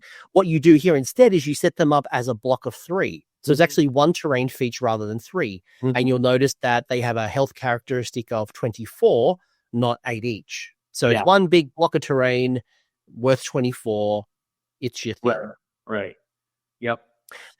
Couple of other rules you need to know about. Grave Sentinels is a passive ability where the melee weapons used by friendly Barrow Legion units have anti-charge +1 while they're wholly within 9 inches of your cursed sepulchre. All to Dust is a passive ability. So in the 3rd and subsequent battle round, while a friendly cursed sepulchre is on the battlefield, subtract 1 from save rolls for enemy units. Then you have basically Gifts of the Petty Kingdoms where you get 2 extra artifacts. So this is giving out at deployment, and you'll see the artifacts in a second. And then you also have the Endless Legion of Bone, which you would recognize as Endless Legion, but just a little tweaked. Right. Initial thoughts? I love this one when I first saw it. You know, I think that in the current meta of like people ramming things down here, throw it across the table, especially with the strength of double turn, just looking at the Royal Crypt with the Grave Sentinels, I'm like, wow, that's pretty cool actually. So you can really sit there and take a punch and have, like you said it at the beginning, super grindy game. 5 turns, you're fighting, you know. Maybe it's not your play style, but I think this has some competitive play as well, where it can really sit there and have the sustain to go over round after round and, you know, kind of last. So that's kind of my initial thoughts. Yeah. Just checking the war scroll. Yeah, right. So the Barrow Guard, for example, when obviously they're in range of that friendly Soulblight infantry hero, both the hero and the Barrow Guard get a 5-up ward. Correct. So you reinforce a unit of Barrow Guard. You then have the hero around. So you're a base save of 4 up, ward of 6 or 5+. In the third round, obviously, you can be subtracting and doing some shenanigans. And then obviously the +1 to anti-charge. So that would make them Ren 2 crit mortals. Yeah. That is a super grindy unit. Or if you do the same thing with the Skellies, you're returning D3 models. You don't get the 5 up ward, you get the 6 up ward, but you get more bang for your buck with reinforced Death Rattle Skellies. It's pretty cool. And then, even All to Dust, I think it's pretty good. But, late game, imagine, it's just a -1 save for everybody and you're stuck in combat and they're trying to go destroy your crypt there. That's 24 wounds and you're surrounding it and you're like, no, I'm not going to do that. So it's pretty wild. I can see a lot of, I think this one might be more competitive than the Crimson Keep AOR, to be honest. Interesting. Oh yeah, but I see this one having some sustain for sure. The only thing is that it's the IDK turn 3, right? Like it smashes as hard as possible before turn 3, and not that it's as killy as IDK, but it's very clear. And you know what? The other thing would obviously be just don't fight within 9 inches of the terrain. You want to up there, which is not great, and then you want to get across the table and obviously score primary. So. Agreed. It is a trade-off. I'm not saying you're wrong. It's just I think there's 2 very unique play styles here. And I think they're both healthy competitively at tournaments, but also it'll lean into if you want to play the slower, grindy death regeneration, you can play that. Don't forget, you can also have the White King the White Lord on Steed with the Black Knights, and sending missiles out. So there's some cool options. Absolutely. You're spot on. Any death rattle. So cool. So you've got some other heroic traits to choose from. I'll read them out and then maybe you pick your favorite. You've got Restless Tyrant. So in your movement phase, you can basically add 2 to the move characteristic to units wholly within 12 inches. Lord of the Arcane Ages, which is... in the deployment phase, pick one of the following keywords: infantry, cavalry, monster, or beast. For the rest of the battle, each time a target attack for this unit, let me read it properly. For the rest of the battle, each time an attack targets this unit, if the attacking unit has the keyword you picked, the unmodified save of 4+ is always successful. Pretty cool. It's like Ethereal Nighthaunt, basically. Yeah, basically. Yeah. And then Spirit Eater is at the end of any turn. If any models were slain by the general, you heal D6 your general. It's pretty cool. Yeah, those are all pretty cool, actually, honestly. Given that you love the Barrow Legion, what would your pick be? I think Field Sergeant with the Restless Tyrant's pretty good. +4 move, if I'm not mistaken, on your Grave Guard Barrow Guard is pretty cool. I can also see it if you're fighting against. Well, this is chosen before, so I don't know. I think that Lord of the Arcane Aegis is okay, but you're already on a 4-up, 5-up. I don't know if you necessarily need an unrendable 4-up. And I think obviously the Spirit Eater is pretty cool. Giving your hero basically the hunger is pretty strong. So. Honestly, I think they're all pretty great. I don't know if I had to pick one, I'd probably pick the Restless Tyrant just to have more movement. But again, like we just talked about, you need your stuff around your buffs come from being around your crypts. So it's what are we doing here? Are we going out and hunting? Are we staying here? It's kind of figuring that out. Restless Tyrant for me, especially if you're taking Barrow Knights with a White Lord or a White King on Steed, giving them 12-inch move, obviously the 5-up ward, I think that could be really powerful. And even having multiple, you could have 2 units of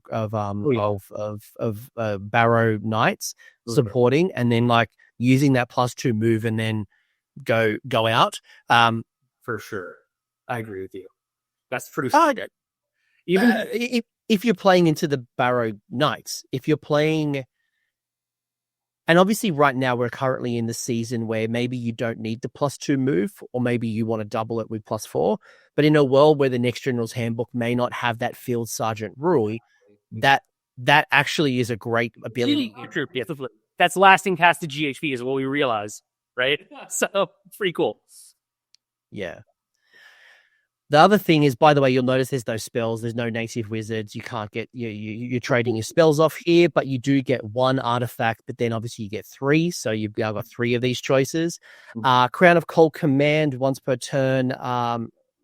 Pick a friendly Barrow Legion unit wholly within 12. Roll a dice on a 3-up. It heals 3.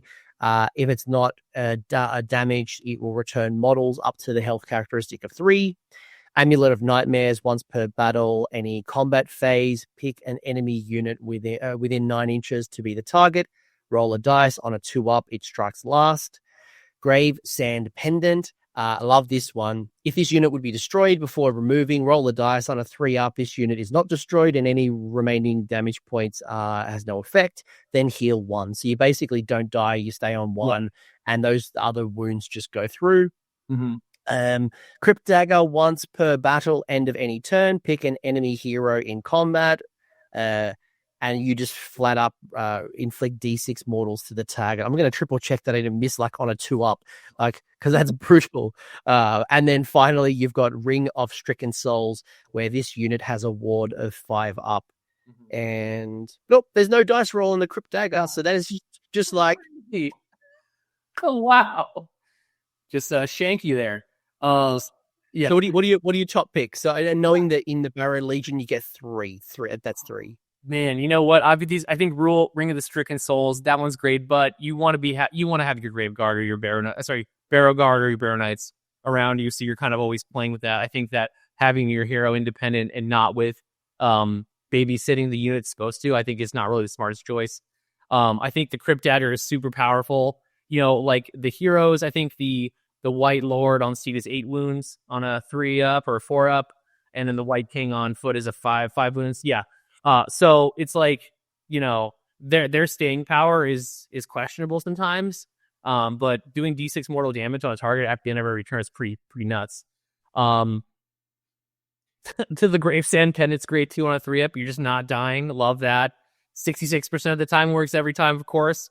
The Strike Last thing is great. You're kind of supplementing your Person of Grief spell for a 2-up, which I love, and it's 9 inches, but you kind of, when the turn is right and you're going to go in for the kill, maybe your White Lord on Steed is, you know, saying that one's mine, I'm going to go ahead and get that. And also, don't forget his War Scroll ability, which is picking an objective being +1 to hit, so pretty cool there too. And the last one, I think it just went away on the screen. Oh, my bad. Sorry. It's all good. We'll go back. Keep talking. Yeah. Look, that's wonderful Australia. Yeah, no worries. But yeah, I mean, I think again, like, just because of those alone, I know it's a hot take. I think the Barrow Legion might have more competitive play than we think, but we'll have to see when it comes out. Sorry, while you were talking, I was just quickly looking at the Death Rattle Spearhead. I was just, and I must have just pressed the button to progress the slide into the final. So apologies on that one. But what I was just noticing is just a little like red axe here. When you look at the Death Rattle Tomb Host, it isn't 100% this particular box. I was just having a look at what it actually entails. It entails a White King. It entails 10 Barrow Knights, 5 Barrow Knights, 2 units of Death Rattle Skeleton. So it does actually have the old White King on foot here. Oh, so it looks like if you want to play Spearhead with this box, you're going to need to at least have that model. Yeah. Most of it, yes, it's that's cool. Oh no, because if they're Barrow Guard, you'll need Skellies, not Barrow Guard. But I'm sure in a casual game, no one's going to notice the difference. Just the War Scrolls are there. If anyone's curious as well, there is actually a cool path to glory. You do have your or your Anvils of Apotheosis type stuff to build your unique hero. And then for anyone who's listened to almost 2 hours of Soulblight Gravelords talk, there is those 2 Armies of Renown stuff. I did mention the Revenant Draconith, which can go into Flesh Eater Courts, Nighthaunt, and OBR. I did tell you special rule is heal 3. The other Regiment of Renown is the Blades of the Hollowed King, so Cato and Friends. Again, can go into Flesh Eater Courts, Nighthaunt, Ossiarch Bone Reapers.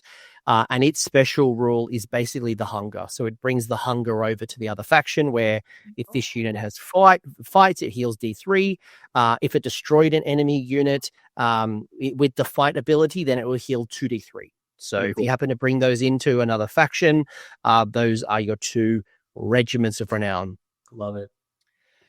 So, look, I think you and I could talk about this book till the cows come home. By the way, let me just show you something. One thing. This is the bonus for the cool people. Ooh, Sick map of Shaiish. super cool. Yeah, it's a lot of cool stuff in here. So whether you get the special box, whether you just buy the Battletome, I think, I know there's been some questions around Battletomes, and obviously Iron Jaws, set a bad taste in people's mouths. When I look at this, and Nick, correct me if I'm wrong, this is a really exciting Battletome. And yes, points dependent, errata dependent, yes, whatever. This is nice. It's offering some things that Death players have been looking for. Yes, you lost some units, and that sucks. I get it. It sucks. No one likes losing units. I've been through it many times with my Cities of Sigmar at least 3 times. Obviously, Prince Vordry, you could probably just use your old model if you don't go pick up the new one, but it's going to be hard not to pick up the new one. It's a sexy sculpt. What are your closing thoughts, Nick? Again, just it feels good. It's got some internal balance. You have some options. It doesn't seem overly broken. I'm just really excited to start playing this thing and bringing it to tables and bringing it to the competitive scene. So overall, I'd give it like a A+, honestly. Pretty excited. Maybe my expectations are low, but I think it's really great. So I was pleasantly surprised how good this book was. As a Gits player, I got the last book and I'm like, yeah, okay, I was okay with Gits. I love my Doom Diver but overall as a Battletome, I don't think it added a lot to my faction. Right. When I look at this and I look at Soulblight and what it's offering, I think it's offering a lot. And it's offering way more than it took away. So, I think I'm excited to see some unique play styles too. I think you're going to see a lot of Barrow Knights. I can see, the Blood Knights hitting the table again. I can see that Avangori old style Monster Mash if you want to run the Revenant with, a Vengo Lord and Luke of Eye. You could run all the infantry and have Radikar and whatever. This is a lot of diversity. Yeah, agreed. Super happy with how it is, and we'll see what happens. I'm really excited to see this in the hands of the players and see what they come up with. So, yes, and obviously Warcom will have the points, so we'll know in due time. Hopefully, it isn't too long after this. I'm certainly very curious to see what the points will be and how close our predictions are.